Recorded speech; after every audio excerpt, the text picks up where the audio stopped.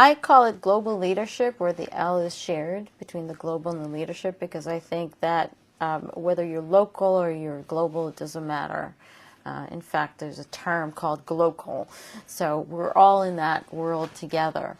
And there's 7 characteristics that I think are going to be very important, not just for the leader, but for the leadership team, because it's a shared process. It's a shared capability within the team. So no one person has to have all 7 characteristics, but it's very important that the team as a team shares those characteristics. The first is Vista Leadership, the ability to see beyond the vista, beyond the horizon, almost like thinking of things or seeing them before they happen.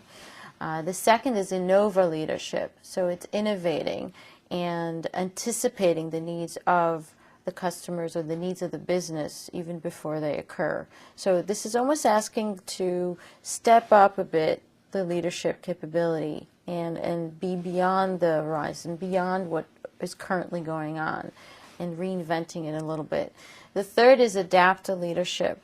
Adaptive leadership is not just traditional change management, but it's more adapting to things that come up, and that might mean moving sideways, moving backwards, moving up, moving down. It's not always incremental.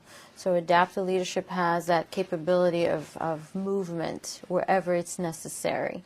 The fourth is diverse leadership, and it's beyond diversity. It's the cross-cultural communications. It's understanding people as people and thinking beyond what they look like or what they do, but actually what else do they bring to the table, what else is the potential.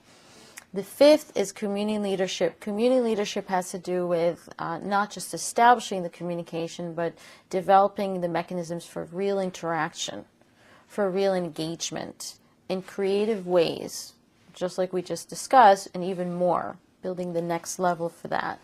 And the sixth one is collabo leadership, and collabo has to do with bringing everybody together, whether virtually in person or truly in person. I call it the virtual reality, right? Bringing everybody together and finding ways to connect and to bring your team and make it bond and make it real. So it's collabo leadership. And the seventh, and I call it the 7 dimensions of leadership, is edu leadership. And edu has to do more than just education. It has to do with talent management, talent transfer, finding the right talent wherever it is, anywhere it is, not just outsourcing, but finding tasks that are necessary, finding freelancers, e-lancers. There's all these creative ways of tapping into a world of wisdom out there.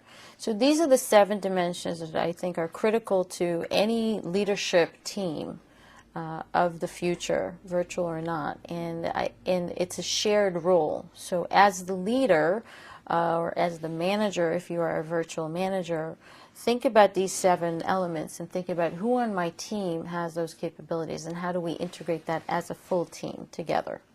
I truly believe that your role as a virtual manager is to build that presence, to create bond with your team, and out of sight does not mean out of mind.